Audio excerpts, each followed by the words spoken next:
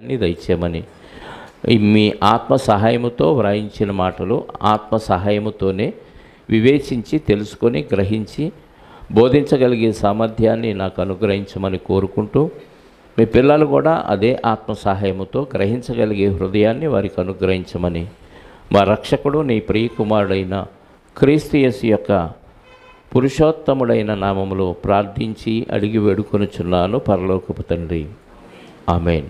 చేరి వచ్చిన మీ అందరికీ ప్రభు అయిన క్రీస్తు నామంలో నా వందనాలు తెలియజేస్తున్నాను. సమూయేలుగా రాసిన 2వ గ్రంథం 15వ అధ్యాయము 23వ వచనం వరకు గడిచిన వారం మనం విన్నాం, చదివాం. అరణ్యానికి వెళ్ళిపోయాడు దావీదు గారు, ఆయనతో పాటు ప్రజలు కూడా చాలామంది ఏడ్చుచు కిద్రోను వాగు దాటి అరణ్య మార్గమున వాళ్ళు ప్రయాణం అయిపోయారు. చాలామంది అక్కడ ఏడ్చారు. కిద్రోను వాగు అనేది మనం వాళ్ళు దాటినట్టుగా యెరూషలేముకు సరిహద్దుగా మనం నేర్చుకున్నాం. సరిహద్దు దాటి అరణ్యంలోకి ప్రవేశించారు.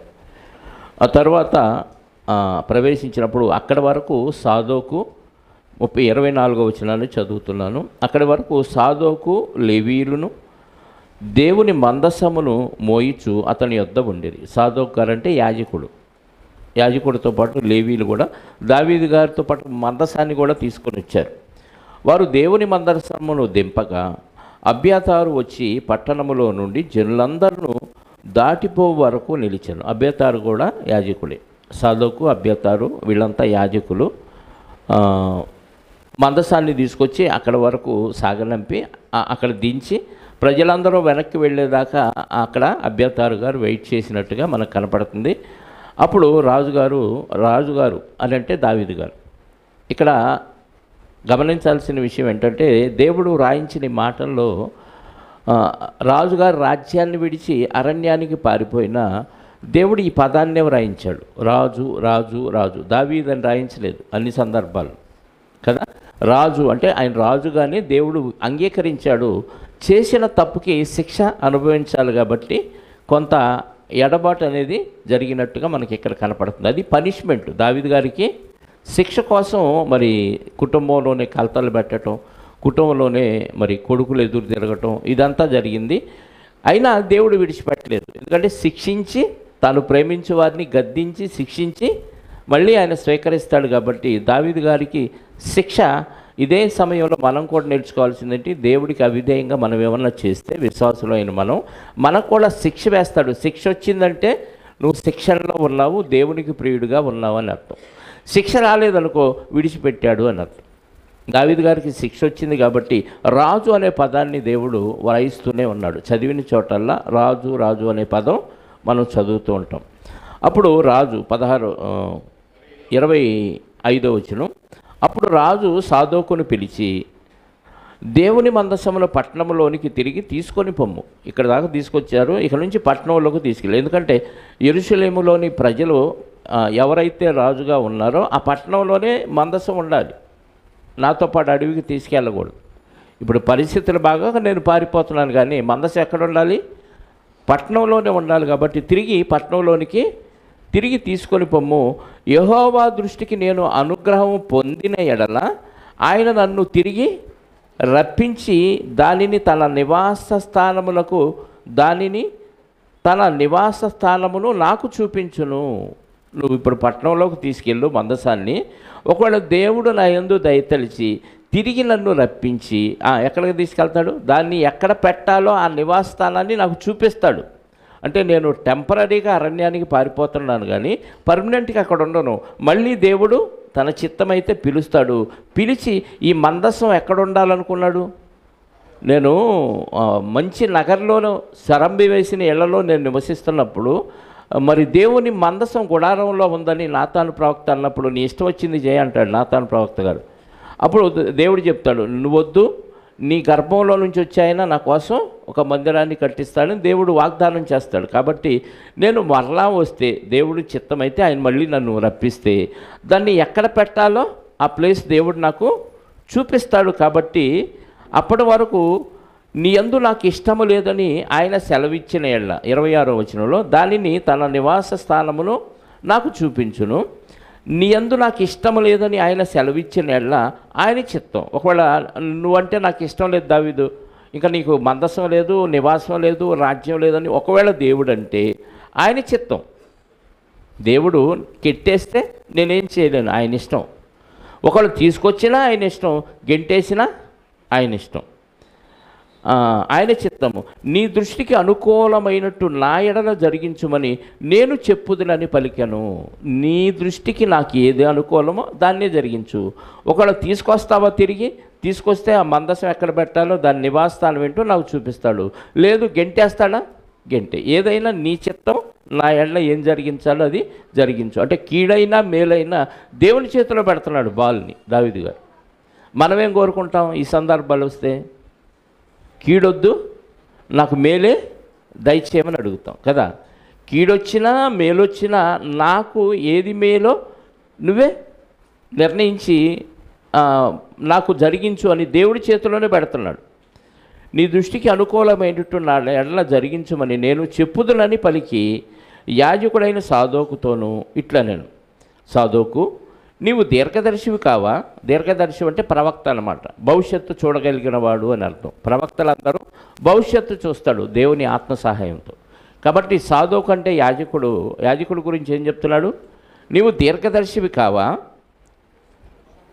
శుభమంది నీవును నీ కుమారుడు అగు అహిమయస్సు అబ్యాతారునకు పుట్టిన యోనాతాను అను మీ ఇద్దరు కుమారులను పట్టణములకు పోవలను. ఎవరెవరు? సాదోకు, అబ్యాతారు. సాదోకు కుమారుడు అహిమయస్సు, అబ్యాతారుకు పుట్టిన యోనాతాను. అంటే వీళ్ళకు కూడా పిల్లలు పుట్టారు, వీళ్ళు కూడా యాజకులే. మీరు ఇక్కడ వద్దు, నాతో పాటు అరణ్యానికి రావద్దు, వీళ్ళు ఎక్కడికి వెళ్ళాలి? పట్టణంలోనికి వెళ్ళాలి అని వాళ్ళకి సెలవిచ్చాడు. పట్టణమునకు పోవలను. ఆలకించుము, నీ యొద్ద నుండి నాకు రూఢి అయిన వర్తమానం వచ్చు వరకు నేను అరణ్యమందలి రేవుల దగ్గర నిలిచియుందును. అంటే మీరు ఇప్పుడు అనుకూలంగా ఉంది, తిరిగి రావచ్చు అనే వర్తమానం, నమ్మకమైన వర్తమానం, రూఢి అయిన వర్తమానం. అంటే వీళ్ళు ఆ పట్టణంలో ఉండి అబ్షాలోము దగ్గర వీళ్ళు యాజకులుగా ఉంటూ దావీదు గారికి ఏం చేయాలి? ఇన్ఫార్మర్స్గా పనిచేయాలి. ఇప్పుడు పరిస్థితులన్నీ చక్కబడినాయి, అబ్షాలోముకి నీ మీద కోపం తీరిపోయింది, నీకేమి ఇబ్బంది లేదు అని మంచి వర్తమానం నీ దగ్గర నుంచి వచ్చే వరకు నేను ఎక్కడుంటాను? రేవుల దగ్గరే, ఈ అరణ్యంలో, అంటే నది ఒడ్డున రేవుల దగ్గరే నేను బస చేస్తూ ఉంటాను అక్కడక్కడ. కాబట్టి నీ దగ్గర నుంచి వర్తమానం వచ్చే వరకు నేను రేవుల దగ్గర నిలిచి ఉంటానని చెప్పాడు. 29. కాబట్టి సాదోకును అబ్యాతారును దేవుని మందసమును యెరూషలేమునకు తిరిగి తీసుకొని పోయి అక్కడ నిలిచిరి. ఈ యాజకులందరూ మందసాన్ని తీసుకెళ్ళి యెరూషలేముకి వెళ్ళి అక్కడ ఉన్నారు. అయితే 30వ వచనం, అయితే దావీదు ఒలీవల చెట్ల కొండ ఎక్కుచు ఏడ్చుచు తల కప్పుకొని పాదరక్షలు లేకుండా కాలి నడకన వెళ్ళను. ఏమైనాయో చెప్పులు మరి తెలియదు కానీ ఈ ఒలీవల కొండ అనేది యెరూషలేముకు తూర్పు తట్టున ఒక పెద్ద పర్వతం అన్నమాట. అంటే యెరూషలేముకు తూర్పు తట్టున పెద్ద పర్వతం, ఇక అంతకంటే పెద్ద పర్వతం లేదంట. ఆ పర్వతం ఎక్కుతూ వెళ్ళాడు, ఎందుకంటే అక్కడి నుంచి చూస్తే మొత్తం కనపడింది యెరూషలేము, అది మొత్తం ఆ చుట్టుపక్కలంతా కనపడింది. కాబట్టి ఒక టవర్ లాంటిది. భవిష్యత్తులో దాన్ని కోటగోడలాగా ఏర్పాటు చేసుకుని టవర్ లాగా కూడా ఏర్పాటు చేసుకున్నారనే కథనాలు. ఎక్కడికి ఎక్కాడు? ఒలీవ చెట్లు కొండ ఎక్కుచు ఏడ్చుచు తల కప్పుకొని పాదరక్షలు లేకుండా కాలి నడకన వెళ్ళాను. అతని యొద్దనున్న జనులందరూ తలలు కప్పుకొని ఏడ్చుచు కొండ ఎక్కి, దావీదు గారు తల కప్పుకొని ఏడుస్తూ కొండెక్కాడు, జనాలు కూడా దావీదు గారు చేసినట్టే తలగప్పుకొని కొండెక్కుతూ ఏడుస్తూ ఉన్నారు. ఎందుకు? ఎంత కర్మ వచ్చిందిరా బాబు, ఆ ఒక్క బలహీన క్షణం ఆగి ఉంటే బాగుండు, ఇంత తెప్పలు వచ్చే కాదు అని అనుకొని ఉంటాడా? పశ్చాత్తాపడితే దేవుడు క్షమించడు.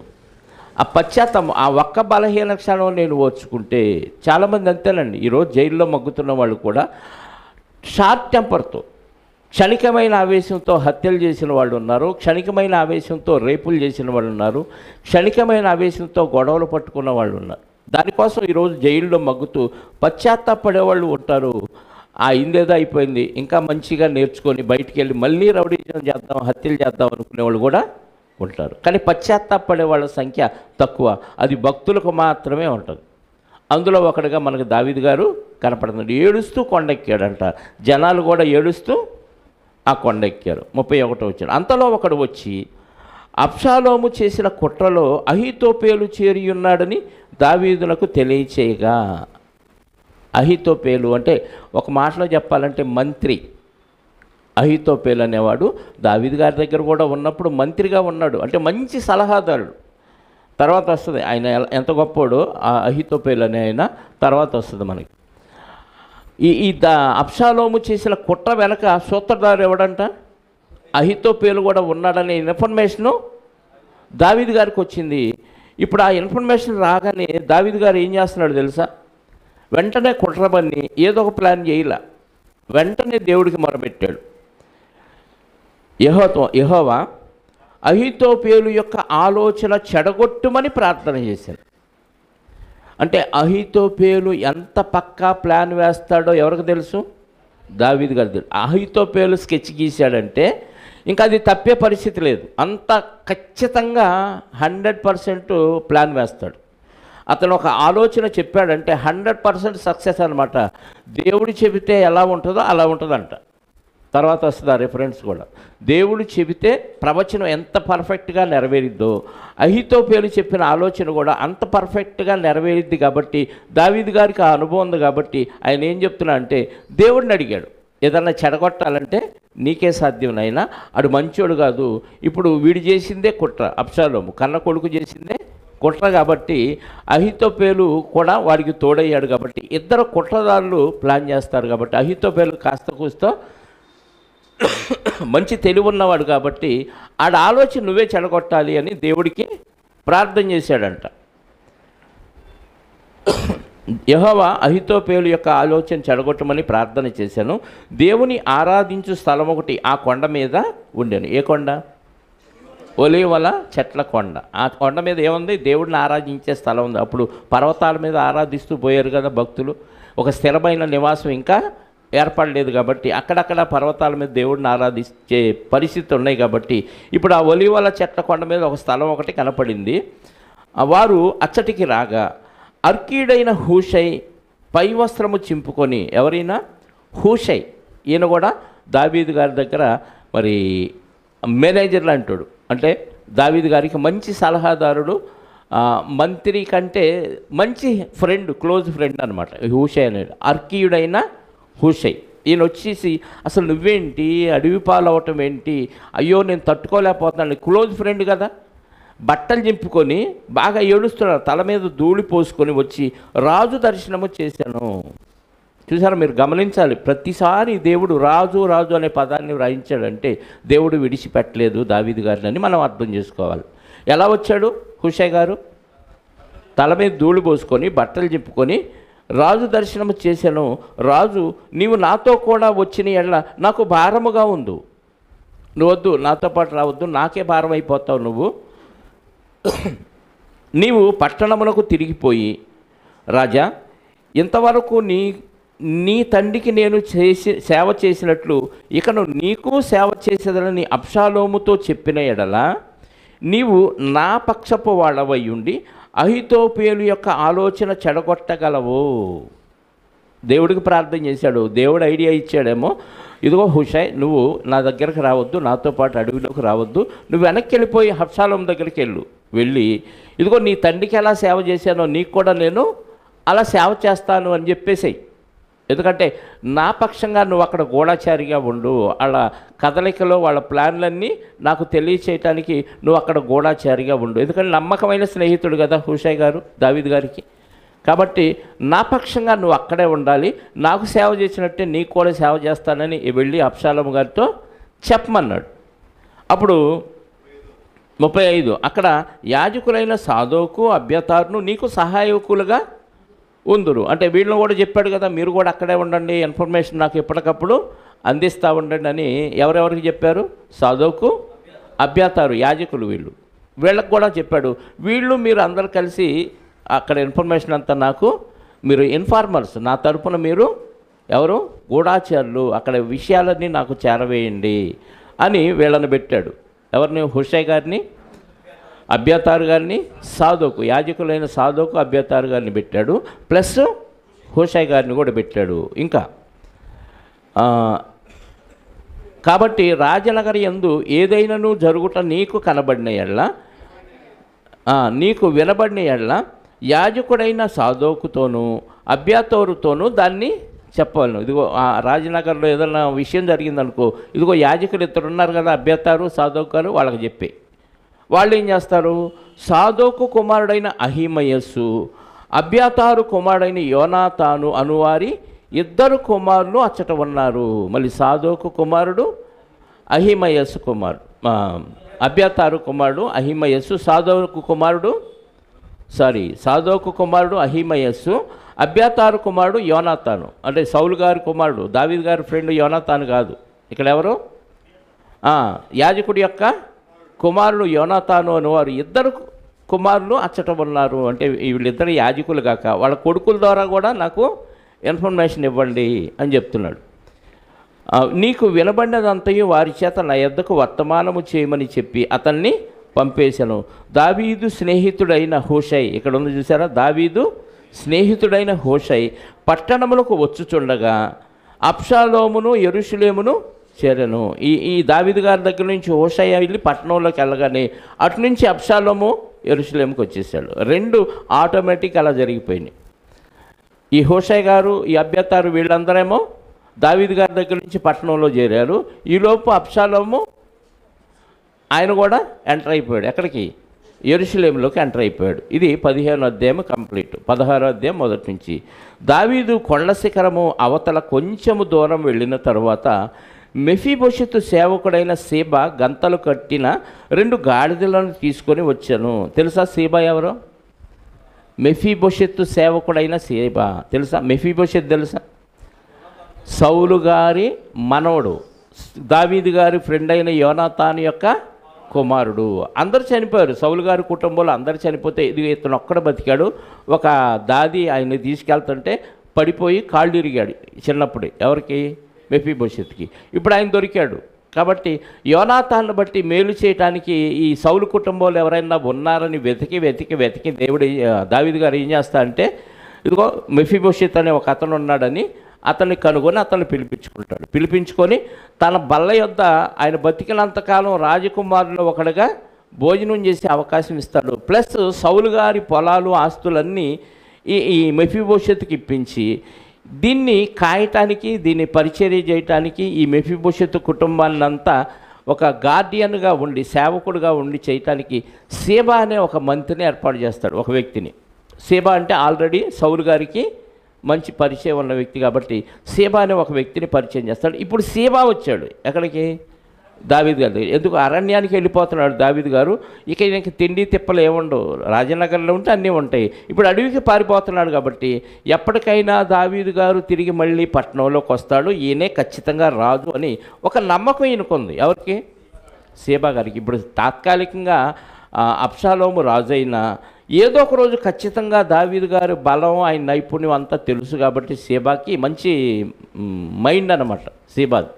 ఏ రోజుకైనా మళ్ళీ ఈయన వస్తాడు, ఈరోజు ఈయన మంచి చేసుకుందాం అని చెప్పేసి ఒక విషయాన్ని ఆయన దగ్గరకు తీసుకురావటానికి ముందు దావీదు గారికి కావలసిన ఆ సౌకర్యాలన్నీ ఏర్పాటు చేస్తాడు.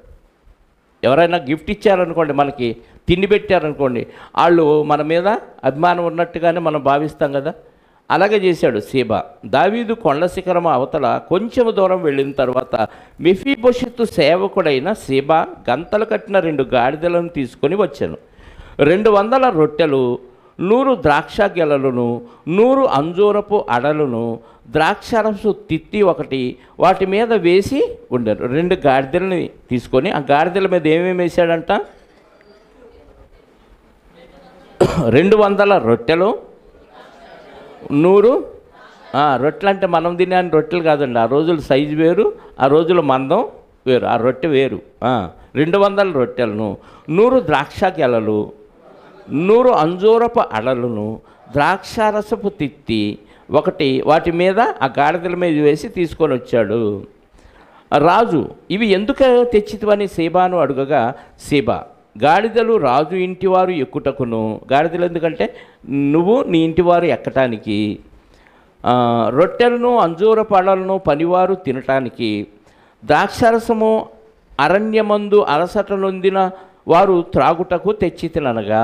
ద్రాక్షారసం ఎందుకు తెచ్చాడో చెప్పాడు, రొట్టెలు ఎందుకు తెచ్చాడో చెప్పాడు, ఇవన్నీ గాడిదలు ఎందుకు తెచ్చాడో చెప్పాడు. ఇవన్నీ ఎందుకు తెచ్చాడంటే నీ కోసం, నీ సేవకుల కోసం తెచ్చానని రాజుగారిని మెప్పించేశాడు. ఎవరు? సీబా. ఇప్పుడు రాజుగారు అడుగుతున్నాడు, రాజు నీ యజమానుని కుమారుడు ఎక్కడ ఉన్నాడని అడిగాను. నీ యజమానుడు అంటే సౌలు, ఆయన కుమారుడు ఎక్కడ ఉన్నాడని సీబాని అడిగాడు రాజుగారు. మరి నువ్వు సీబాకి పనివాడుగా దావీదు గారు అపాయింట్ చేశాడు కదా, తెలుసు కదా అది. మెఫీబోషెత్కి పనివాడిగా ఈ సీబాని దావీదు గారు అరేంజ్ చేశాడు. కాబట్టి నీ యజమానుని కుమారుడు ఎక్కడా, మెఫీబోషెత్ ఎక్కడా అని అడిగాడు రాజుగారు, అంటే దావీదు గారు. అతను చెప్పిన సమాధానం చూడండి, 3వ వచనం. రాజు నీ యజమానుని కుమారుడు ఎక్కడ ఉన్నాడని అడిగాను. అందుకు సీబా, చిత్తగించుము, ఈవేళ ఇశ్రాయేలీయులు తన తండ్రి రాజ్యమును తనకు తిరిగి ఇప్పింతురు అనుకొని అతడు యెరూషలేములో నిలిచియున్నాడనెను. మీకు అర్థమైందా? యెరూషలేము, ఆ ఇశ్రాయేలీయులందరికీ రాజు ఎవరు? ప్రస్తుతానికి అబ్షాలోము స్వతంత్రంగా రాజుగా ప్రకటించుకున్నాడు, కుట్ర చేశాడు, దావీదు గారు పారిపోయాడు. ఇప్పుడు దావీదు గారు అరణ్యానికి పారిపోయాడు కాబట్టి బెన్యామీనీయుడైన సౌలు వారసులుగా ఎవరున్నారు ఇంకా మిగిలి? మెఫీబోషెత్ ఉన్నాడు. ఇప్పుడు దావీదు గారు ఎటు పారిపోయాడు కాబట్టి అబ్షాలోము స్వతంత్రంగా రాజు అయ్యాడు కాబట్టి ఖచ్చితంగా బెన్యామీను గోత్రంలో మిగిలిన వాడిని నేనే కాబట్టి ఖచ్చితంగా ఈ మెఫీబోషెత్తుని ఇశ్రాయేలీలందరూ రాజుగా చేస్తారని ఆయన నిన్ను సాగనంపటానికి రాకుండా పట్నంలో ఉన్నాడు, వెయిట్ చేస్తున్నాడు. అందరు ఇశ్రాయేలీలు వచ్చి ఆ మెఫీబోషెత్తును ఏం చేస్తారు? రాజుగా చేస్తారని కుట్రతో పట్నంలో నిలిచి ఉన్నాడనే విషయం ఎవరు చెప్పారు? దావీదు గారికి. సీబా అనే మెఫీబోషెత్తుకి దావీదు గారు నియమించిన పనివాడు, సేవకుడు చెప్పాడు. ఇది ఎంతవరకు నిజం, ఎంతవరకు వాస్తవం అనేది తర్వాత మనం ఆలోచిద్దాం. ఆయన చెప్పిన రీజన్ ఏంటి? నీ యజమానుని కుమారుడు ఎక్కడున్నాడని దావీదు గారు సీబాని అడిగినప్పుడు సీబా చెప్పిన సమాధానం ఏంటి? ఇశ్రాయేలీయులు అందరూ తన తండ్రి రాజ్యంలో తిరిగి తనకు ఇప్పింతురు అనుకొని అతడు యెరూషలేములోనే ఉన్నాడు, నీ దగ్గరకు రాలేదు. అందుకే అంటే నెక్స్ట్ రాజు నేనే కాబట్టి ఇంకా సౌలు వంశంలో ఇంకెవరు బతికిలేరు కాబట్టి ఆ బెన్యామీను గోత్రంలో నేనే ఉన్నాను కాబట్టి ఆ వారసత్వం నాకే వచ్చింది. అందుకని వీళ్ళందరూ నన్ను రాజుగా చేస్తాడని నిర్ణయించుకొని పట్టణంలోనే ఉన్నాడు అని చెప్పగానే నమ్మేశాడు దావీదు గారు. 4వ వచనం. అందుకు రాజు మెఫీబోషెతునకు కలిగినదంతయు నీదే అని సీబాతో చెప్పగా ఏం చెప్పాడు? సౌలుకున్నదంతా మెఫీబోషెతుకి ఇప్పించేశాను. మెఫీబోషెతు ఆయన బతికినంతకాలం నా బల్ల యొద్దే రాజకుమారులో ఒకడుగా అన్నపానాలు పుచ్చుకుంటాడని అంతకుముందు చెప్పాడు. ఎక్కడ? 9వ అధ్యాయం ఒకసారి మనం చూడగలిగితే 9వ వచనం కదా, 9వ అధ్యాయము సమూయేలు 2వ గ్రంథం 9వ వచనం నుంచి చూద్దాం. అప్పుడు రాజు సౌలు ఎక్కువ సేవకుడైన సీబాను పిలవనంపి, అంటే మెఫీబోషెతును పిలిచినప్పుడు మెఫీబోషెతుతో పాటు ఎవరిని పిలిచాడు?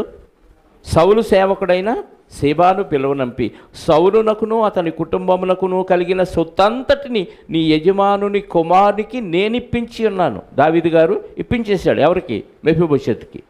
కాబట్టి నీవును నీ కుమారులను నీ దాసులను అతని కొరకు ఆ భూమిని సాగుబడి చేసి నీ యజమానుని కుమారునికి భోజనమునకై ఆహారము కలుగునట్లు నీవు దాని పంట తేవలను. నీ యజమానుని కుమారుడైన మెఫీబోషెతు ఎల్లప్పుడూ నా బల్ల యొద్దనే భోజనము చేయనని సెలవిచ్చను. ఈ సీబాకు 15 మంది కుమారులను 20 మంది దాసులను ఉండిరి. నా ఏలినవాడవగు రాజు తన దాసునికిచ్చిన ఆజ్ఞ అంతటి చొప్పున నీ దాసుడైన నేను చేసేదనని సీబా రాజుతో చెప్పాను. కాగా మెఫీబోషెత్తు రాజకుమారులో ఒకడైనట్టుగా రాజు బల్ల యొద్దనే భోజనము చేయుచుండెను. అర్థమైందా? ఈ సీబాని దేనికి నియమించాడు రాజుగారు?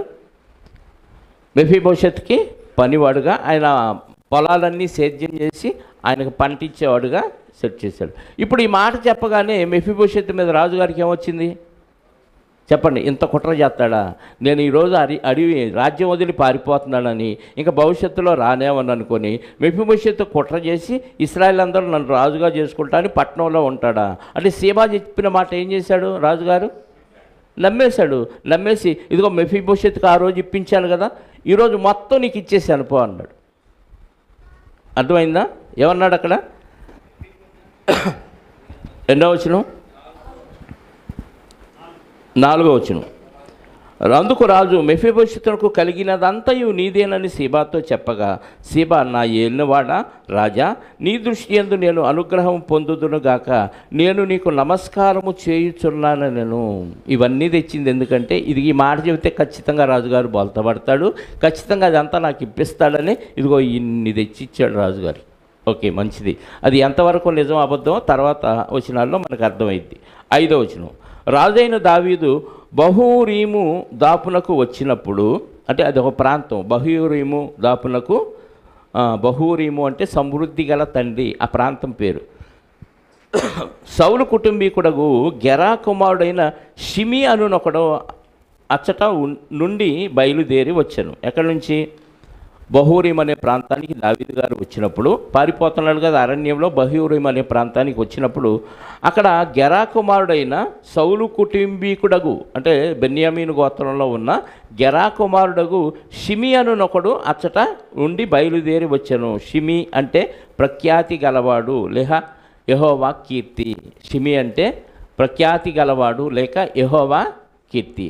ఆ ప్రాంతానికి ఈ సౌలు కుటుంబంలో నుంచి, ఆ వంశంలో నుంచి వచ్చిన షిమి అనే ఒకడు వచ్చాడు. వచ్చి అతడు వెంట నడుచుచు దావీదును శపించుచు, వెంట నడుస్తూ దావీదును శపించుచు, జనులందరూ బలాజ్యులందరూ దావీదు ఇరుపార్శ్వములా ఉండగా, జనాలు ఉన్నారు, బలాజ్యులు దావీదు గారి పక్కన మంచి మంచి కండలు తిరిగిన వీరులు ఉండగా అటు ఇటు ఉన్నారంట, మధ్యలో దావీదు గారు నడుస్తూ ఉన్నారు. ఎంతమంది ప్రజలు, ఎంతమంది బలాజ్యులు వాళ్ళందరూ ఉండగా ఈ షిమి అనేవాడు ఏం చేస్తున్నాడంటే అతని సేవకులందరి మీదను రాళ్ళు రువ్వుచు, దావీదు మీదను, రాజైన దావీదు మీదను అతని సేవకులందరి మీదను రాళ్ళు రువ్వుచు వచ్చాను. ఈ షిమి నరహంతకుడా, దుర్మార్గుడా, చీపో నీవేళ వలనని నీవు వెళ్ళగొట్టిన సౌలు ఇంటివారి హత్యను, నీవేళాలని నువ్వు వెళ్ళగొట్టిన సౌలు ఇంటివారి హత్యను యెహోవా నీ మీదికి రప్పించి, యెహోవా నీ కుమారుడైన అబ్షాలోము చేతికి రాజ్యమును అప్పగించి ఉన్నాడు. ఏమని తిడుతున్నాడు?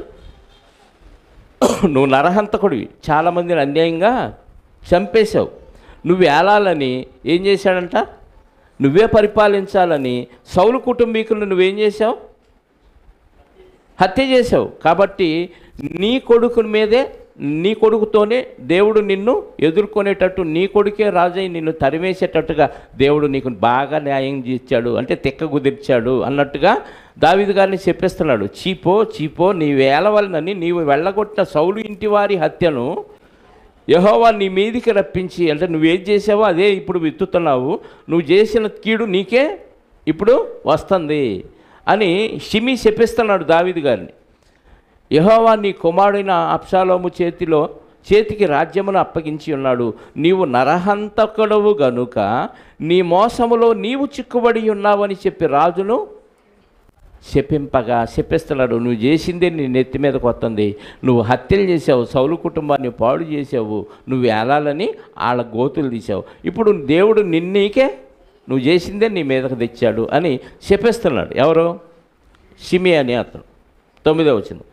సిరియా కుమారుడైన అభిషై, అంటే దావీదు గారి అక్కగారి కుమారుడు, యోవాబు కాకుండా రెండోవాడు అభిషై, ఈ చచ్చిన కుక్క నా ఏలినవాడవును రాజులకు నిన్ను శపింపనేలా. ఆయనకు రోషం వచ్చింది. ఎవరికి? మేనల్లుడికి, దావీదు గారి మేనల్లుడు అయిన అభిషేక్కి రోషం వచ్చేసి, ఈడు చచ్చిన కుక్కలాంటోడు, ఈడేంటి నిన్ను శపిస్తున్నాడు, రాజువకు నిన్ను శపింపనేలా, నీ చిత్తమైతే నేను వారిని చేరబోయి వాని తల ఛేదించి వచ్చేదన్నాను, నువ్వు అను, ఆడు మెడకాయ మీద తలకాయ లేకుండా తీసుకొస్తాను అని అంటున్నాడు. అంత బలాజ్యుడు. ఎవరు? అభిషేక్. నువ్వు అను, నేను వెళ్ళి ఆడు తల ఛేదించి వచ్చేదనా నేను. అందుకు రాజు సిరియా కుమారులారా, అమ్మలారా అన్నట్టుంది కదా. యేసుక్రీస్తు వారు అంతే కదా చెబుతాడు. అంత రోషంగా నువ్వు అను అటు తలకాయ తీసుకొస్తానంటే అని అంటే వెంటనే తలకాయ ఇక్కడ ఉండేది పాదాల దగ్గర. కానీ ఇక్కడ దావీదు గారిలో మనకు ప్రభువు కనపడుతున్నాడు. కంటికి కన్ను పంటికి పన్ను కదా. అలాంటి స్థితిలో దావీదు గారు సెరియా కుమారులారా నాక కొడుకులారా అనలేదు, సెరియా కుమారులారా అని ఏమంటున్నాడు? మీకును నాకును ఏం పొందు, అసలు మీరేంటి నేనేంటి, మీ పద్ధతి నా పద్ధతి వేరు అంటున్నాడు. ఎందుకు? ఆయనలో యుద్ధాలు చేశారు, ఈయన యుద్ధాలు చేశారు. కానీ కొన్ని విషయాల్లో దావీదు గారు శాంతి, సమాధానం, ప్రేమ. ఇప్పుడు సౌలు రాజు గారు మీదకు వచ్చినప్పుడు చంపే అవకాశాలు ఉన్నా చాలాసార్లు చంపలేదు, అన్యాయం చేయలేదు, పారిపోయాడు. కాబట్టి ఎక్కడా విభేదించి సౌలు రాజు గారి మీద పగ తీర్చుకోవాలని కానీ ఎక్కడా లేదు. అక్కడ కూడా మనకి ప్రేమ, ఆప్యాయత ఈ ప్రభువు కనపడతా ఉన్నాడు. యేసుక్రీస్తు వారి లక్షణాలు అక్కడ కనపడుతూ ఉంటాయి. ఇక్కడ కూడా సెరియా కుమారులారా మీకు నాకు ఏం పొందు, వానిని శపింపనీయండి.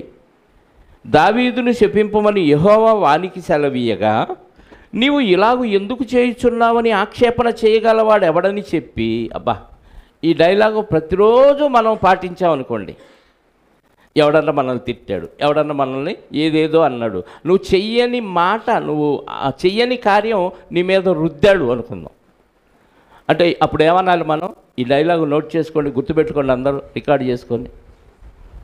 దేవుడాడికి పర్మిషన్ ఇచ్చి శపించమంటే, దేవుడాడికి పర్మిషన్ ఇచ్చి తిట్టమంటే వద్దు అంటానికి మనం ఎవరం? అసలు గొడవ ఉంటుందా? ఎవరితోనన్నా మనకి విభేదం ఉంటుందా? చెప్పండి. అంతలా దావీదు గారు ఏమన్నాడు? అది చిన్నోడు, ఎవరు? షిమి అనేవాడు చాలా చిన్నోడు. బలాజ్యులు ప్రజలందరూ దావీదు గారు చుట్టూ ఉంటే దావీదు గారి మీద ఏకగోళ వాళ్ళదు. వాస్తవంగా అయితే దుమ్మెత్తిపోతున్నాడు, రాళ్లతో కొడుతున్నాడు, ఇసురుతున్నాడు, శపిస్తున్నాడు, ఒక పక్క అనరాని మాటలు అంటున్నాడు. వాస్తవంగా ఆ పనులేమి దావీదు గారు చేయలేదు. కానీ ఇక్కడ దావీదు గారు ఏమంటున్నాడు? దేవుడే అతనికి సెలవిచ్చాడు, పర్మిషన్ ఇచ్చాడు, చెప్పింపనేయండి, మీరెందుకు పగ తీర్చుకుంటామంటారు? పగ తీర్చుట నా పని అంటున్నాడు కదా దేవుడు. దేవుడు పర్మిషన్ ఇవ్వకపోతే ఎవడు నన్ను తిట్టడో, దేవుడు పర్మిషన్ ఇవ్వకపోతే ఎవరు నన్ను దూషించరు, అనరాని మాటలు అంటున్నాడు. దావీదు గారు చెయ్యని నేరాలు ఆయన మీద మోపి శాపవచనాలు ఇస్తే శాపం తగలదు. ఎందుకంటే మనం చెయ్యని తప్పులు మన మీద మోపి మనల్ని అనరాని మాటలన్నా, బండబూతులు తిట్టినా, నువ్వు అలాంటి దానివి, అలాంటోడివి, ఇలాంటోడివి అని ఎంతమంది ఎంత వాగినా అవి గాలిలో కలిసిపోతాయి తప్ప మనకి ఎలాంటి నష్టం ఉండదు. తగులుతీయేమో, పైన ఏదో దేవతలు ఉంటారు, తదాస్తు అంటారేమో అని భయపడతారు చాలామంది. దావీదు గారు ఏమంటున్నాడు? యెహోవా అతనికి వానిని శపింపనీయుడి, దావీదును శపింపమని యెహోవా వానికి సెలవీయగా నీవు ఇలాగున ఎందుకు చేయుచున్నావని ఆక్షేపణ చేయగలవాడు ఎవడని చెప్పి అభిషేక్తోనూ తన సేవకులందరితోనూ పలికినదేమనగా నా కడుపున పుట్టిన నా కుమారుడే నా ప్రాణము తీయ చూచుచుండగా ఈ బెన్యామీనుడు ఈ ప్రకారము చేయుట ఏమి ఆశ్చర్యము? నా కన్న కొడుకే నన్ను చంపడానికి రాజ్యం తీసుకొని నన్ను తరివేస్తే ఈ బెన్యామీనుడు తిట్టడం పెద్ద విశేషమేం కాదు. దాని ముందు ఇది చాలా చిన్నది. కన్న కొడుకు, దావీదు గారి కన్న కొడుకే ఎదురు తిరిగి దావీదు గారిని చంపడానికి ప్రయత్నం చేస్తున్నప్పుడు బయటోడెవడో అపార్థం చేసుకొని తిడతంటే చాలా చిన్నది, వదిలేయండి, టేక్ ఇట్ ఈజీగా తీసేసుకోండి అన్నాడు.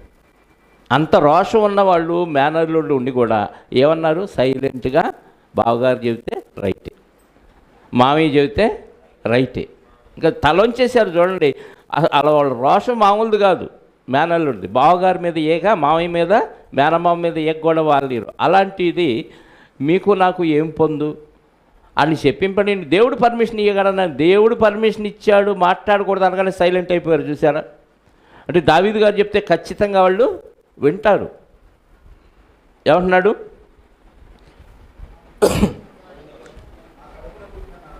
నా 11 అభిషేక్తో తన సేవకులందరితోనూ పలికినదేమనగా నా కడుపున పుట్టిన నా కుమారుడే నా ప్రాణము తీర్చుచుండగా ఈ బెన్యామీనుడు ఈ ప్రకారము చేయుట ఏమి ఆశ్చర్యము? వాని జోలికి మానుడి, యెహోవా వానికి సెలవిచ్చి ఉన్నాడు గనుక వానిని. దేవుడు పర్మిషన్ ఇవ్వకపోతే వాడు చెప్పించలేడు, వాడి నోట్లో ఈ మాట రాదు అంటే అనుకొని దేవుడు ఇవ్వలేదనుకోండి, వాడు చెప్పింపడు.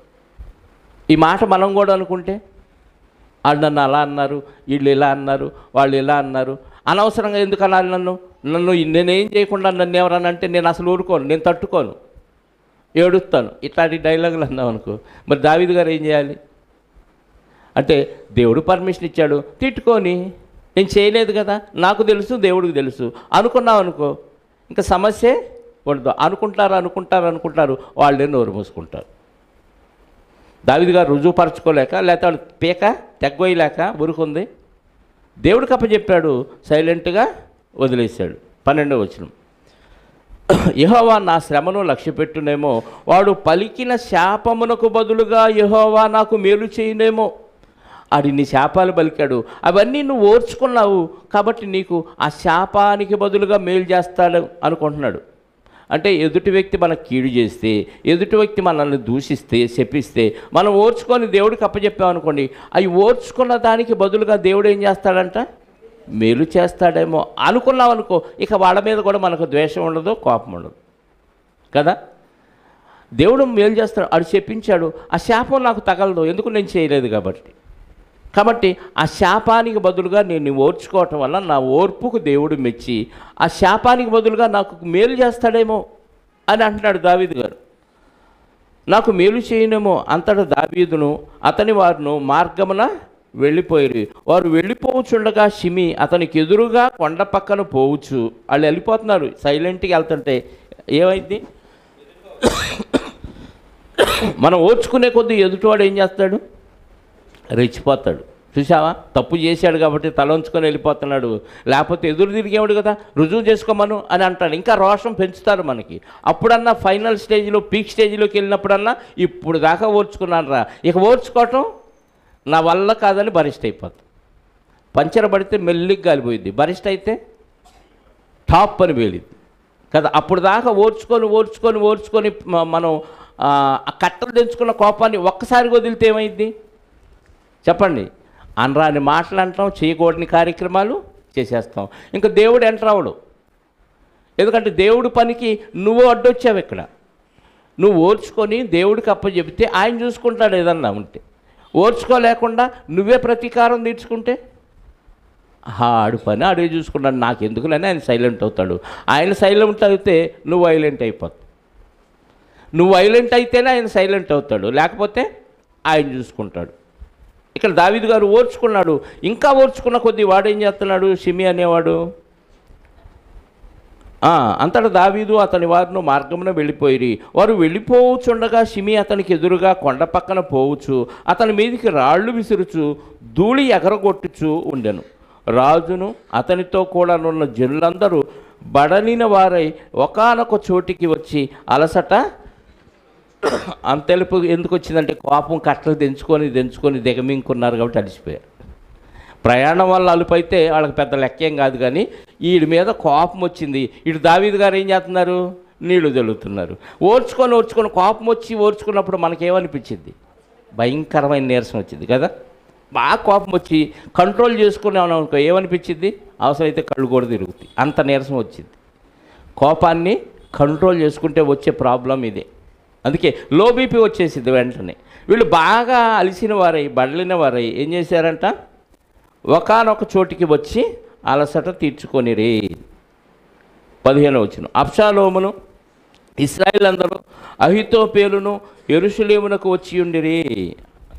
అబ్షాలోము ఇశ్రాయేల్ వారందరూ అహీతోపేలు యెరూషలేమునకు వచ్చారు. ఇందాకే చెప్పాం కదా, అబ్యాతారు, సాదోకు, అభిషై వీళ్ళు పట్టణంలోకి వెళ్ళగానే అబ్షాలోము యెరూషలేముకి వచ్చారు. ఆ విషయం మళ్ళీ ఇక్కడ రాశారు. ఇప్పుడు అందరూ కలిసి యెరూషలేములో ఉండి ప్లాన్ చేస్తున్నారు.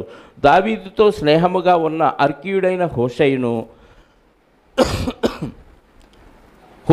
అతడు అబ్షాలోము వద్దకు వచ్చి అతన్ని దర్శించి రాజు చిరంజీవి అగునుగాక అని పలుకగా, అభిషేక్ గారు వచ్చారు, ఎవరు, దావీదు గారి ఫ్రెండు, దావీదు గారిని సాగనంపాడు. మళ్ళీ యెరూషలేముకి వచ్చి ఇప్పుడు రాజు చిరంజీవి అగునుగాక అని ఎవరితో మాట్లాడుతున్నాడు, అబ్షాలోముతో మాట్లాడుతున్నాడు. దావీదు కుమారుడైన అబ్షాలోముతో మాట్లాడగానే ఆ అబ్షాలోము అవాక్కైపోయాడు. ఎందుకంటే ఈ అభిషేక్ అనేవాడు దావీదు గారు ఎంత హూషై అనే ఆయన దావీదు గారు ఎంత క్లోజ్ ఫ్రెండ్సో అబ్షాలోముకి బాగా తెలుసు కాబట్టి ఇతనేంటి మా డాడీ ఏమిటి వెళ్ళిపోతాడు అనుకుంటే ఇక్కడికి వచ్చి రాజు చిరంజీవి యగునుగాక, రాజు చిరంజీవి యగునుగాక అని 2 సార్లు అంటున్నాడు అని అవాక్కైపోయి ఒక చొరకేసాడు. అబ్షాలోము, నీ స్నేహితునికి నువ్వు చేయి ఉపకారం ఇంతేనా? అరే నమ్మక ద్రోహి, నీ ఫ్రెండ్ అరణ్యాలకు పారిపోతే నువ్వు చేసే మేలిదా? ఆయనతో పాటు వెళ్ళాలి కదా.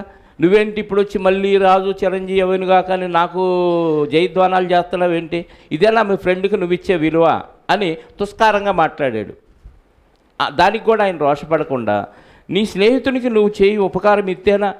నీ స్నేహితునితో కూడా నువ్వు వెళ్ళకపోతేవేమని అడుగగా, నిజమైన స్నేహితుడు ఏం చేస్తాడు?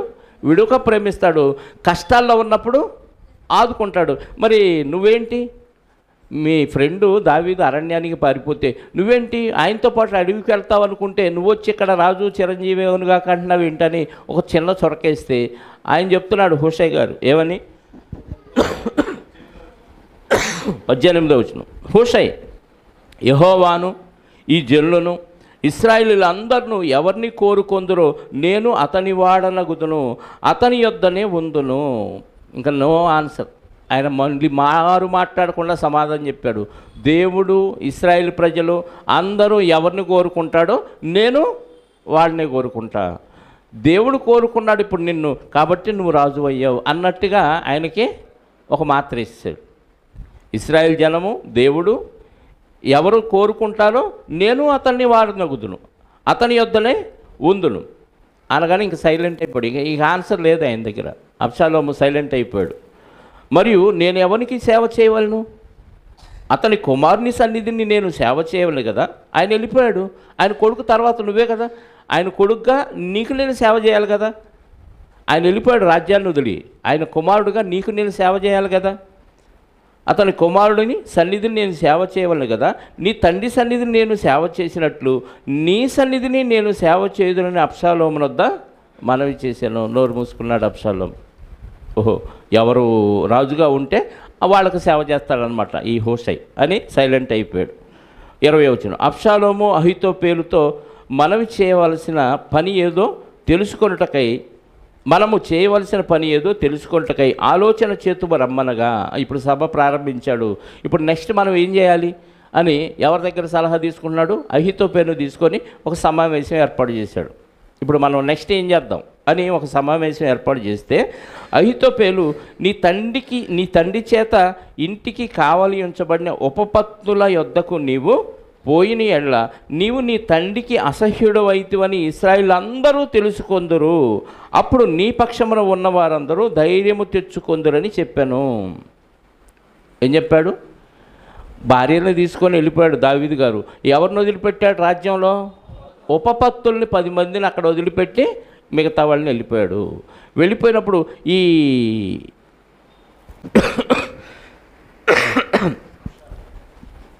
అహీతోపేలు చెప్పిన ఆలోచన ఏంటంటే, నువ్వు మీ నాన్నకి నీకు అస్సలు పడదు, మీ నాన్న అంటే నీకు కసి ఎక్కువ అని ఇశ్రాయేలీయులందరికీ అర్థం అవ్వాలి. ఇశ్రాయేల్ అందరూ నీ పక్షంగానే ఉండాలంటే మీ నాన్న ఉపపత్నుల్ని వదిలిపెట్టి వెళ్ళాడు కదా రాజ్యంలో. కాబట్టి వాళ్ళని నువ్వు కూడాలి, వాళ్ళతో నువ్వు ఉండాలి. ఈ విషయం ఇశ్రాయేలీయులకి అందరికీ తెలియాలి. కాబట్టి అప్పుడు వాళ్ళ నాన్నకి ఇతనికి అస్సలు పడదు, మనకు రాజు ఈయనే కాబట్టి మనం ఇతన్నే ప్రేమిద్దామని ఇశ్రాయేలీయులు అందరూ నీ పక్షంగా వస్తారని ఒక మంచి ఆలోచన అంటే కుట్రతో కూడిన ఆలోచన ఎవరు చెప్పారు? అహీతోపేలు అబ్షాలోము గారికి చెప్పాడు. అప్పుడు తెలుసుకొందురు, అప్పుడు నీ పక్షమున ఉన్న వారందరూ ధైర్యం తెచ్చుకొందురని చెప్పాను. అందుకే అప్పటిదాకా కొంచెం అనుమానం ఉందన్నమాట. ఎక్కడికైనా తండ్రి కొడుకులు ఒకటే అవుతారు కదా. ఈరోజు మనం ఈయన్ని వెనకేసుకొచ్చి దావీదు గారిని దూషించామనుకో, రేపు దావీదు గారు ఈయన ఒకటైతే మనకు మూడిద్ది. కాబట్టి పూర్తిగా వీళ్ళిద్దరికి పడదు అని అందరికీ అర్థం అవ్వాలి. అప్పుడు నువ్వేం చేయాలంటే మీ నాన్న యొక్క ఉపపత్తులను నువ్వు కూడాలి అనే సలహా చెప్పగానే, కాబట్టి మేడగది మీద వారు అబ్షాలోమునకు గుడారం వేయగా ఇశ్రాయేలుకి అందరికీ తెలియనట్లుగా అతడు తన తండ్రి ఉపపత్నులను కూడెను. ఇశ్రాయేలుకి అందరికీ తెలిసేటట్టు తండ్రి ఉపపత్నులను కూడాడు. దావీదు గారు బత్షెబాతో చేసిన ఒక్క తప్పుకి దేవుడు శిక్షించిన విధానంలో నాతాను ప్రవక్త వచ్చి శపించాడు. ఆ రోజు భవిష్యత్తు చెప్పాడు ప్రవక్త. ఒకసారి ఆ వచనాన్ని 12వ అధ్యాయం మనం 11, 12 వచనాలు చూడగలిగితే, నాతాను ప్రవక్త ఆ రోజు, నువ్వు చేసింది దేవుడికి నచ్చలేదయ్యా దావీదు, నీకు తగిన శిక్ష వేస్తాడు దేవుడని నాతాను ప్రవక్త గారు దావీదు గారితో చెప్పిన ఆ సందర్భం ఒకసారి మనం చదవగలిగితే 10వ వచనం నుండి, నీవు నన్ను లక్ష్యము చేయక హిత్తీయుడకు ఊరియా భార్యను నీకు భార్యగునట్లు తీసుకొని నందున నీ ఇంటి వారికి సదాకాలము యుద్ధము కలుగును. ఇప్పుడు అబ్షాలోముకి దావీదు గారికి, మరి అబ్షాలోముకి అమ్నోనికి ఇట్లా యుద్ధం జరిగి గొడవలైనవి కదా. నీ ఇంటి వారికి సదాకాలము యుద్ధము జరుగును, నా మాట ఆలకించుము, యెహోవా నగు నేను సెలవిచ్చినదేమనగా, నీ ఇంటి వారి మూలములనే నేను నీకు అపాయము పుట్టింతును, నీవు చూచుచుండగా నీ భార్యలను తీసి నీ చేరువానికి అప్పగించదను. నీ కొడుకు అని చెప్పలేదు కానీ నీ దగ్గరోడికి అప్పగిస్తాను. నీ భార్యలను తీసి నీ దగ్గరోడికి అప్పగిస్తాను. పగటి యందు వాడు వారితో శయనించును. నువ్వు సీక్రెట్గా ఎవరికి తెలియకుండా బత్షెబాతో చేసావు ఈ కార్యక్రమం, కానీ నీకు బుద్ధి రావటానికి పగటి యందే నీ దగ్గరోడు నీ భార్యల్ని పాడు చేస్తాడు. పగటి యందేవాడు వారితో శయనించును. నీవు ఈ కార్యము రహస్యముగా చేసితివి కానీ ఇశ్రాయేలందరూ చూచుచుండగా పగటి యందే నేను చెప్పిన దానిని చేయింతును అని నాతాను ప్రవక్త గారు వచ్చి భవిష్యత్తు ప్రవచనం దావీదు గారికి చెప్పాడు. అప్పుడు అర్థం కాకపోవచ్చు, ఏం జరిగిద్దోలే అనుకొని ఉంటాడు. ఇప్పుడు అది జరిగి తీరింది. ఆ అహితోపేలుకి ఆలోచన వచ్చిద్దని భవిష్యత్తు ఎరిగిన దేవుడు అబ్షాలోముకి ఆలోచన ఇస్తాడని, అహితోపేలు చెప్పిన ఏ ఆలోచన అయినా అబ్షాలోము దావీదు గారు ఖచ్చితంగా అనుసరిస్తారని భవిష్యత్తు ఎరిగిన దేవుడు ఇదిగో ఈ ప్రవచనాన్ని ఇక్కడ నెరవేర్చాడు. ఆయన ప్రవచించాడు కాబట్టి నెరవేరల, ఇది చేస్తాడు కాబట్టి దేవుడు ప్రవచనం చెప్పించాడని మనం గ్రహించాలి. తర్వాత మాట 23వ వచనం, ఆ దినములలో అహితోపేలు చెప్పిన ఏ ఆలోచన అయినను ఒకడు దేవుని యొద్ద విచారణ చేసి పొందిన ఆలోచన అయినట్టుగా ఉండెను. దావీదును అబ్షాలోమును దాన్ని అట్లే, అంటే ఆ రోజుల్లో ఈ అహితోపేలు ఏదన్నా ప్లాన్ చేశాడంటే దేవుడు చెప్తే ఎంత పర్ఫెక్ట్గా ఉంటుందో అంత పర్ఫెక్ట్గా జరిగిద్ది. కాబట్టి దావీదు గారు దాన్ని అమలుపరిచాడు, అబ్షాలోము దాన్ని అమలుపరిచాడు. ఇప్పుడు అబ్షాలోముకి ఈ ఆలోచన ఇచ్చాడు, వెంటనే అమలుపరిచేశాడు. పగలు ఇశ్రాయేల్ అందరికీ తెలిసే విధంగా మేడ మీద దావీదు గారు ఉపపత్నులను అబ్షాలోము కూడాడు. ఇప్పుడు ఇశ్రాయేల్ అందరికీ ఏమర్థమైంది, దావీదు గారికి అబ్షాలోముకి అస్సలు పడదు, వీళ్ళిద్దరు భద్రశత్రువులు, ఏ రోజు వీళ్ళు ఇద్దరు కలుసుకోరు. కాబట్టి మనం దావీదు గారి పక్షంగా ఎన్ని తప్పులైనా ఎన్ని నిందలైనా అనొచ్చు, ఆయన ఎంతైనా దూషించవచ్చు, అబ్షాలోం పక్షంగానే మనం ఉందాం. ఎందుకంటే మనకు రాజు ఇప్పుడు అబ్షాలోం అని ఇశ్రాయేలీలందరూ ఇంత తట్టుంటాడని అహితోపేలు ఇచ్చిన ఆలోచన అక్కడ అమలైంది. 17వ అధ్యాయం చూద్దామా. దావీదు అలసట నొంది బలహీనంగా ఉన్నాడు కనుక అహితోపేలు అబ్షాలోము గారికి చెప్పిన ప్లాన్ ఇది. 17వ అధ్యాయంలో మనం చదువుతుంది ఇప్పుడు. అహితోపేలు అబ్షాలోముకి దావీదు గారిని ఎలా మట్టు పెట్టాలో ఒక ప్లాన్ చెప్తున్నాడు. అహితోపేలు చెప్పిన ఆలోచన ఎలా ఉంటుంది, పక్కా ప్లాన్, 100% సక్సెస్ అయ్యే ప్లాను. దావీదు గారిని ఎలా చంపొచ్చో, దావీదు గారి దగ్గర ఉన్న వారిని ఎలా లోపరుచుకోవచ్చో అబ్షాలోముతో చెప్తున్నాడు అహితోపేలు. 17వ అధ్యాయం 1వ వచనం, దావీదు అలసట నుండి బలహీనముగా ఉన్నాడు గనుక, ఈ ఎక్స్పెక్ట్ చేశాడు ఎవరు, అహితోపేలు. అరణ్యంలో పారిపోయాడు, సరైన తిండి ఉండదు, సరైన నిద్ర ఉండదు, ప్రయాణం చేసి చేసి అలిసిపోతాడు. ఖచ్చితంగా 100% రైట్ అది. అహితోపేలు ఎంత పక్కా ప్లాన్ వేసాడు చూడండి. అంటే అవతల వ్యక్తి యొక్క మానసిక స్థితి అంచనా వేయగలడు, అవతల యొక్క వ్యక్తి యొక్క శారీరక స్థితిని అంచనా వేయగలడు. అక్కడ అడవిలో ఉండే సౌకర్యాలు, దావీదు గారు ఇక్కడ పొందిన సౌకర్యాలు, ఆయన ఎంత అలిసిపోయి ఉంటాడో, చుట్టూ ఉన్న పనివారు ఎలాంటి స్థితిలో ఉంటారో ఎక్స్పెక్టేషన్ చేశాడు ఎవరు, అది పక్కా ప్లాన్. అంటే ఆ ప్రాంతానికి ఈయన పరకాయ ప్రవేశం చేసి ఆ ప్రాంతంలో నివసిస్తే, అన్ని రోజులు నివసిస్తే ఆ మనిషి ఎలా బలహీన పడిపోతాడో, ఎలా కృంగిపోతాడో ఈయన ఊహించాడు. అది పక్కా ప్లాన్. అంత పక్కా ప్లాన్ వేస్తాడు అహితోపేలు. మీ నాన్న అరణ్యంలో అడిచిపోయి ఉంటాడు కాబట్టి నేను అతని మీద పడి అతన్ని బెదిరించిన ఎళ్ళా, ఎవరు, అహితోపేలు అడవికి వెళ్ళిపోయి దావీదు గారి మీద పడి సడన్గా పడిపోయి అతను బెదిరిస్తాడంట. ఎంత ధైర్యం కావాలి చెప్పండి.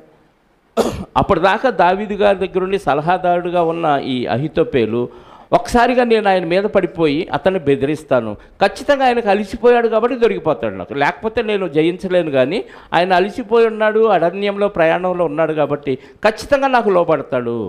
ఇప్పుడు అతని చుట్టూ ఉన్నవారి పరిస్థితి ఏంటి? బెదిరించిన ఏళ్ళ అతని యొద్ద ఉన్న జనులందరూ పారిపోదురు. అర్థమైందా? దావీదు గారిని పట్టుకొని గొంతు మీద కత్తి పెట్టాను అనుకోండి, చుట్టూ ఉన్న వాళ్ళు ఏం చేస్తారు? పారిపోతారు. AK-47 లేవు అప్పుడు కదా, పారిపోదురు. రాజును మాత్రము హతము చేసి జనులందరినీ నీ తట్టు తిప్పేదను. రాజుగారిని నేను చంపేస్తా, ఇంక చచ్చినట్టు జనులందరూ లోబడిపోతారు, అందరినీ నీ పక్షాన తిప్పేస్తాను. నీవు వెదకు మనిషిని నేను పట్టుకొనగా జనులందరూ వచ్చి నీతో సమాధాన పడుదురు గనుక నీ చిత్తమైతే నేను 12,000 మందిని ఏర్పరచుకొని పోయి ఈ రాత్రి దావీదును తరిమి పట్టుకొందునని అహీతోపెలు అబ్షాలోముతో చెప్పగా ఈ బోధ అబ్షాలోమునకును ఇశ్రాయేలు వారి పెద్దలందరికీ యుక్తముగా ఉండెను. పక్కా ప్లాన్, భలే ఉందన్నారు అందరూ. నిజమే, అది ఖచ్చితంగా అహీతోపెలుకి అబ్షాలోము పర్మిషన్ ఇస్తే అహీతోపెలు ఖచ్చితంగా 100% సక్సెస్ చేసేవాడు, దావీదు గారిని లేపేసేవాడు, జనాలందరూ అబ్షాలోము తట్టు తిరిగిపోయేవాడు. 100% రైట్, ఇది జరిగిద్ది. కానీ ఇక్కడ దేవుడు ఎంటర్ అయ్యాడు. ఎందుకంటే దావీదు గారు పశ్చాత్తాపడ్డాడు, దావీదు గారు చేసిన తప్పుకు శిక్ష ఓ పక్క దేవుడు వేస్తూనే ఉన్నాడు. కాబట్టి దావీదు గారు పశ్చాత్తాపాన్ని బట్టి దావీదు గారిని ఇంకా దేవుడు రాజు అని సంబోధిస్తూ ఉన్నాడు. కాబట్టి దావీదు గారిని దేవుడు విడిచిపెట్టలేదు. కాబట్టి అరణ్యంలో ఇన్ని సమస్యల్లో ఉన్న దావీదు గారు ఎవరిని శపించకుండా మనకి అది పేరేంటి, షిమీ దూషించినా శపించకుండా ఇంకా సాత్వికంతో సమాధానంతో ఉంటున్నాడు. కాబట్టి దేవునికి ఇష్టానుసారంగా నడుస్తున్నాడు. కాబట్టి ఈ ప్లాన్ని దేవుడే తారుమారు చేశాడు. ఆ మాట రాయబడి ఉంటుంది, చూద్దాం. 5వ వచనం. అంతటా అర్కీయుడైన హూషై ఏమి చెప్పునో మనం విన్నట్లు అతని పిలువనంపడని అబ్షాలోమునకు ఆజ్ఞేయగా. ఇంక ఈ ఆలోచన చేయాల్సిన అవసరం లేదు ఎవరు? అబ్షాలోము గారు. ఎందుకు? మంచి ప్లాన్ చెప్పాడు అహీతోపెలు, అందరికీ యోగ్యమైంది, నచ్చింది, ఓకే చేసేద్దాం అని అనుకోవచ్చు కదా. దేవుడే ప్రేరణ ఇచ్చాడు. అయినా ఈయన ఏం చెప్తాడో చూద్దాం. ఇప్పటిదాకా మా నాన్నకి ఫ్రెండ్గా ఉన్నాడు, సలహాదారుడుగా ఉన్నాడు. కాబట్టి హూషై ఏం చెప్తాడు ఒకసారి ఆయన పిలిపియండి పెద్ద ఆయన్ని అని పిలిపించాడు. హూషై ఏమి చెప్పునో మనం విన్నట్లు అతని పిలువనంపడని అబ్షాలోము ఆజ్ఞేయగా హూషై అబ్షాలోము వద్దకు వచ్చాను. అబ్షాలోము అహీతోపెలు చెప్పిన ఆలోచన అతనికి తెలియదు. అహీతోపెలు ఈ ప్లాన్ చెప్పాడు. ఈ ప్లాన్ ప్రకారంగా మనం చేస్తే ఖచ్చితంగా మనం మా నాన్నని చంపేసి రాజ్యాన్ని జనులందరినీ నా తట్టు తిప్పుకోవచ్చా? అహీతోపెలు చెప్పిన ప్లాన్ భలే ఉంది కదా, నువ్వేమని చెప్తావు? ఎస్ అంటావా, నో అంటావా చెప్పు అంటున్నాడు. అతని మాట చొప్పున మనము చేయుదమా చేయకుందుమా, నీ ఆలోచన ఏది అనేది చెప్పుమని అతన్ని అడుగగా వెంటనే హూషై గారు ఏం చెప్పాడు తెలుసా? హూషై అబ్షాలోముతో ఇట్లనను, ఈసారి అహీతోపెలు చెప్పిన ఆలోచన మంచిది కాదు, కొండ బద్దలు కొట్టాడు. అంటే ఇప్పటి వరకు అహీతోపెలు చెప్పిన ఆలోచనలన్నీ 100% రైట్, కరెక్టే, ఈసారి మాత్రం ఫెయిల్ అనగానే అహీతోపెలు గుండె జారిపోయింది మోకాళ్ళలోకి. అంతే కదా. నీ మాట అందరూ ఎప్పుడు వినేవాళ్ళు ఒక్కసారిగా నేను వినను అన్నాడు అనుకోండి, ఎలా ఉంటుంది మనకి చెప్పండి? నీ పిల్లలే, అమ్మ చెబితే ఓకే, నాన్న చెప్తే ఒకడని ఏది చెప్పినా అది కఠినమైన పని అయినా ఖచ్చితంగా చేస్తున్నప్పుడు ఒకసారి ఎదురు తిరిగి నేను చేయను అన్నాడు అనుకో, మనకి ఎక్కడ ఉంటుంది? కడుపులో కదా మంట సర్రనగా ఇది కదా, వెంటనే ఏం చేస్తామో మనకు తెలియదు. ఒక్కసారిగా ఈ హూషై గారు ఏం చేశాడు? ఈసారి అహీతోపెలు చెప్పిన ఆలోచన మంచిది కాదు అనగానే సభంతా నిశ్శబ్దం అయిపోయింది. అని అందరూ నోళ్ళు తెరుచుకుంటారు. ఎందుకంటే ఇప్పటిదాకా అహీతోపెలు చెప్పిన ఏది ఫెయిల్ అవ్వలేదు, ఎవరో దానికి అబ్జెక్షన్ కూడా చెప్పలేదు. కాబట్టి ఇప్పుడు చెప్పింది కూడా అందరూ ఒప్పుకున్నారు, ఇశ్రాయేలీయులు పెద్దలు ఒప్పుకున్నారు, ఆ అబ్షాలోము కూడా ఒప్పుకున్నాడు. కానీ ఈయనొచ్చి కుండబద్దలు కొట్టేసరికి అందరూ అవాక్కైపోయారు. ఎందుకంటే అని చక్కగా చెప్తున్నాడు చూడండి. 8వ వచనం. నీ తండ్రి అతని పక్షమున ఉన్నవారందరూ మహాబలాజ్యులనియు. ఒక పాయింట్ గుర్తు చేశాడు. నీ తండ్రి మంచి బలాజ్యుడు నీకు తెలుసు, అతని పక్షాన ఉన్నవాళ్ళు కూడా మహాబలాజ్యులు అనగానే నిజమే కదా, అనిపించిందా లేదా? నిజంగా బలాఢ్యులే కదా దావీదు గారితో ఉన్నవారు చాలా బలాఢ్యులని ఇశ్రాయేల్ అందరికీ తెలుసు. అబ్షాలోముకి ఇంకా బాగా తెలుసు. ఈ విషయం హుషై కూడా అహీతోపెలుకు కూడా తెలుసు. బలాఢ్యులు కదా, అహీతోపెలుకు తెలిసిన అతనికి మొండి ధైర్యం. ఎందుకంటే ఆయన ప్లాన్లో దావీదు గారు అలసిపోయాడు, అంత శక్తి ఆయన దగ్గర ఉండదు. కరెక్టే అది. కానీ ఈ మాట ఇశ్రాయేల్ అందరికీ అలా అనిపించలే. అహీతోపెలు ఒక్కడికే అనిపించింది. మిగతా వాళ్ళందరికీ నీ తండ్రి ఆయనతో పాటు ఉన్నవాళ్ళు మహాబలాఢ్యులు కదా అనగానే అవును కదా అనిపించింది. అడవిలో పిల్లలను పోగొట్టుకునే ఎలుగుబంటి వారై రేగిన మనసుతో ఉన్నారని నీకు తెలియను. అబ్బా, వాళ్ళు ఎలాంటి వాళ్ళు అంటే అడవిలో ఒక ఎలుగుబంటి పిల్లలను పోగొట్టుకుంటే అది ఎంత కసితో తిరిగిద్దో మీకు తెలుసా? ఇది మీకు తెలుసు అన్నాడు. తెలుసా తెలియదా క్వశ్చన్ చేయాల. అంటే ఒక నెగిటివ్ భయాన్ని వాళ్ళల్లో క్రియేట్ చేస్తున్నాడు హుషై గారు. అడవిలో ఎలుగుబంటి పిల్లలను పోగొట్టుకుంటే అది ఏం చేసిద్దో ఎలా చేసిద్దో దానికి తెలియదు. పిచ్చెక్కినట్టుగా తిరిగిద్ది, విచిత్రమైన కార్యక్రమాలు చేసేది, పగతో ఉంటుంది. ఎలుగుబంటి పిల్లలను పోగొట్టుకుని ఎలుగుబంటి అలాంటి వారు వీళ్ళు అని మీకు తెలుసు కదా అంటున్నాడు. అంటే ఏ పోలిక చేశాడు? అడవిలో పిల్లలను పోగొట్టుకుని ఎలుగుబంటి ఎలా ఉంటుందో వీళ్ళకి తెలుసు, ప్లస్ వీళ్ళు అలాంటి వారని మీకు తెలుసు కదా అనగానే అవును కదా అనిపించింది. అంటే శత్రువు గుండెల్లో భయాన్ని పుట్టించటం అన్నమాట. లేనిది ఉన్నట్టుగా క్రియేట్ చేసి శత్రువు గుండెల్లో భయాన్ని పుట్టించడం కొంతవరకు రైటే ఇది. ఎందుకంటే అడవిలో పారిపోయాడు, రాజ్యాన్ని వదిలి పారిపోయాడు. ఎప్పటికైనా రాజ్యాన్ని చేజిక్కించుకోవాలి, ఎలా ఎలా ఎలా అని తపంతో ఉంటారు కదా రాజ్యాన్ని విడిచి వెళ్ళిన వాళ్ళు ఎవరైనా. కాబట్టి దావీదు గారికి అయితే ఆ మైండ్ లేదు. దేవుడు ఇస్తే వస్తాను, లేకపోతే వెళ్ళిపోతాను, అది దావీదు గారి మైండ్ సెట్. కానీ ఈయన ఏం చేస్తున్నాడు ఇక్కడ? అడవిలో పిల్లలను పోగొట్టుకున్న ఎలుగుబంట్లను పోలిన వారై ఉన్నారని మీకు తెలియను కదా. మరియు నీ తండ్రి యుద్ధములందు మామూలు కూడా కాదు మీ నాన్న, నీకు తెలుసు కదా, కత్తి పట్టుకుంటే 1000 మందిని ఏకదాటిగా పీకలు కోసేవాడు. ఈ మూడో డైలాగ్కి మీటర్ దిగిపోతుందాడ కదా. మరి మీ తండ్రి యుద్ధమందు ప్రవీణుడు. ఒకటేమో అతనితో ఉన్నవారు అతను మహాబలాఢ్యులని మీకు తెలుసు అనగానే సగం దిగిపోయింది. అడవిలో పిల్లలను పోగొట్టుకుని ఎలుగుబంటిని పోలిన వారై మీకు తెలుసు కదా అంటే అవును మాకు తెలుసు కదా అని ఇంకా దిగింది. మూడవది మీ తండ్రి యుద్ధమందు ప్రవీణుడు. ఇప్పుడు ఏదో లేక అలా ఉన్నాడు అనుకోబాకండి, ఆయన కత్తి పడితే ఇంకెవరో అడ్డు నిలబడరు అనగానే ఇంకా మీటరు దిగిపోయింది. అతడు జనులతో కూడా బస చేయడు, ఆయన మంచి తెలివిగలవాడు, అందరితో పాటు కలిసి ఉంటాడు అనుకుంటున్నారా? అంత తెలివి తక్కువడు కాదు మీ నాన్న. అతడు జనులతో కూడా బస చేయడు. అతడు ఏదో ఒక గుహయందో మరి ఏ స్థలమందో దాగి ఉండును. కాబట్టి నీ వారిలో కొందరు యుద్ధారంభమందు కోలగా చూచి జనులు వెంటనే ఆ సంగతిని బట్టి అబ్షాలోము పక్షమున ఉన్నవారు ఓడిపోయారని చెప్పుకొందరు. నీ తండ్రి మహాబలాఢ్యుడనియు అతని పక్షవారు ధైర్యవంతులనియు ఇశ్రాయేలీయులు అందరూ ఎరుగుదురు కనుక మళ్ళీ వేశాడు 4వది. నీ తండ్రి మహాబలాఢ్యుడు, అతనితో ఉన్నవారందరూ కూడా మహాధైర్యవంతులని అందరూ ఇశ్రాయేలీయులందరికీ తెలుసు కదా అని ఇంకొక పోలిక పోల్చాడు. సింహపు గుండె గలవారు సైతం, గుండె వంటి గుండె గలవారు సైతం, మీరేదో ధైర్యాన్ని కూడగట్టుకొని ఆయన లేపేద్దాం వేసేద్దాం అనుకుంటున్నారేమో. సింహము లాంటి గుండె ఉన్నవాడు కూడా భయపడతాడు మీ నాన్నకి, ఆయన పక్కన ఉన్నవారి దెబ్బకి అనగానే మొత్తం మీటర్ చల్లారిపోయింది. అమ్మో ప్రమాదం. అలాని ఊరుకున్నాడా? అలాని ఊరుకోవాలా. నెక్స్ట్ వారం చూద్దాం, ప్రార్థన చేసుకుందాం. పరిశుద్ధుడు అయిన మా పరలోకపు తండ్రి, మీ ఘనమైన శ్రేష్టమైన నామాన్ని బట్టి స్తోత్రాలు. దావీదు గారిలో మాకు ప్రభువుని చూపిస్తున్నారు. ధర్మశాస్త్రం కింద ఉన్న దావీదు గారు క్షమాగుణాన్ని కలిగి ఉన్నారు. చేసిన తప్పుకి మీ సన్నిధిలో పశ్చాత్తాపడ్డారు, అయినా మీరు విడిచిపెట్టారు. భావితరాల వారికి అనగా మాలాంటి వారికి బుద్ధి చెప్పడానికి దేవుడు ఏ తప్పును క్షమించడని, చేసిన ప్రతి తప్పుకి శిక్ష విధిస్తాడని, శిక్ష విధిస్తేనే దేవుడు కనికరం చూపి తనను అంగీకరించాలని మీకు అర్థమవుతుందని, ఈ విషయాలన్నీ మాకు తెలియచేయటానికే దావీదు గారిని మీరు స్వీకరించి తిరస్కరించక ఆయనకు ఒక పక్క పాఠం నేర్పుచు అదే విషయాన్ని మాకు కూడా పాఠంగా నేర్పిస్తున్న మీ ప్రేమను బట్టి స్తోత్రాలు నాయన.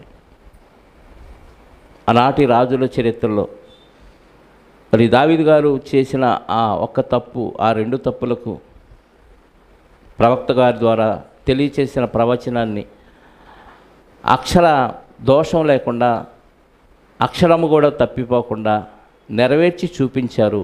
అందును బట్టి మీకు స్తోత్రాలు. ప్రవక్త చెప్పిన మాట ఏ ప్రవచనము తప్పక నెరవేరుతుందని, అబద్ధ ప్రవక్తలైతే అది ఖచ్చితంగా తప్పుతుందని మరొకసారి మాకు రుజువు చేశారు. నిజంగా తండ్రి, మీ జ్ఞానంతో, మీ ఆలోచనతో బైబిల్ని పరిశోధిస్తే ఎన్నో అద్భుతమైన విషయాలు మాకు దొరుకుతాయని ఈ గ్రంథ వివరణ ద్వారా మాకు తెలియచేస్తున్న విధానాన్ని బట్టి మీకు స్తోత్రాలు. మీ కుమారుడు దావీదు గారి జీవితంలో జరిగిన ఒడిదుడుకులు, ఇరుకులు, ఇబ్బందులు ఇన్నిట్లో కూడా ఆయన మిమ్మల్ని విడిచిపెట్టలేదనే ఒకే ఒక్క విషయాన్ని మేము ఎరిగి, మీరు కూడా దావీదు గారిని విడిచిపెట్టలేదన్న విషయాన్ని మేము నేర్చుకొని, మీ సన్నిధిలో కష్టాల్లోనూ, బాధల్లోనూ, ఇరుకుల్లో, ఇబ్బందుల్లో ఉండి మీ సన్నిధిలో మొరపెడితే మాకున్న సమస్యలన్నీ చిటికలో పటాపంచలు చేస్తారని, మా మీద శత్రువులుగా భావించి మాకు శత్రుత్వాన్ని కలిగి మాకు ద్రోహం చేయాలనుకున్న వారి ప్లాన్లు కూడా మీరు తారుమారు చేస్తారనే విషయం మాకు తెలియచేశారు. అందును బట్టి స్తోత్రాలు. ఈరోజు మేము నేర్చుకున్న పాఠంలోని నీతిని మేము గ్రహించి, ఎదుటివారు మమ్మల్ని దూషించినా మీ పర్మిషన్ ఉంటేనే వారు దూషించారన్న విషయాన్ని మేము గ్రహించి, ఒక మాట కూడా తిరిగి వారిని అనకుండా మీకు అప్పజెప్పి మా పని మేము నిర్వర్తిస్తూ పోతే, అలసిపోయినా సరే మీ పనిలో ఉంటే మీరు మమ్మల్ని ఆశీర్వదిస్తారన్న విషయాన్ని కూడా ఎరిగాం. అందును బట్టి మీ స్తోత్రాలనైనా ఈ విషయాలన్నీ ఒకసారి మేము మననం చేసుకుంటూ, ఈ రాత్రి ధ్యానిస్తూ నిద్రలోకి జారుకొని మీ చిత్తమైతే ఉదయకాలమున ఆన్లైన్లో మీతో మాట్లాడే మహాభాగ్యాన్ని మాకు అనుగ్రహించండి. వచ్చిన బిడ్డలందరినీ సురక్షితంగా వారి కుటుంబాలకు చేర్చండి. వచ్చిన వారిలో తండ్రి మీ చిత్తమైతే ఎవరెవరికి ఎలాంటి అనారోగ్యం ఉందో, ఎవరెవరికి ఎలాంటి ఆర్థిక సమస్యలు ఉన్నాయో, ఎవరెవరికి ఎలాంటి మానసిక రుగ్మతలో బలహీనతలు ఉన్నాయో, వీటన్నిటిని బట్టి వారిని జ్ఞాపకం చేసుకొని మీ చిత్తమైతే వారికి కావలసిన సమాధానాన్ని అనుగ్రహించమని బతిమలాడుచు, మహిమ, ఘనత, ప్రభావాలు మా అందరి ద్వారా మీరే పొందుకొనమని మా రక్షకుడు నీ ప్రియకుమారుడైన క్రీస్తు యేసు యొక్క అతి శ్రేష్టమైన నామములో ప్రార్థించి అడిగి వేడుకొనుచున్నాను పరలోకపు తండ్రి. ఆమేన్. మనందరి కన్నతండ్రి అయిన దేవుని ప్రేమ, ఆయన ప్రియకుమారుడైన యేసుక్రీస్తు వారి కృప, పరిశుద్ధ ఆత్మ యొక్క అన్యోన్య సహవాసము ఇప్పుడు ఎల్లప్పుడూ సకల పరిశుద్ధులకు సదాకాలము తోడై ఉండి నడిపించునుగాక. ఆమేన్. అందరికీ వందనాలు. Thank you. ఒకరికి వారు వందనాలు చెప్పుకోండి.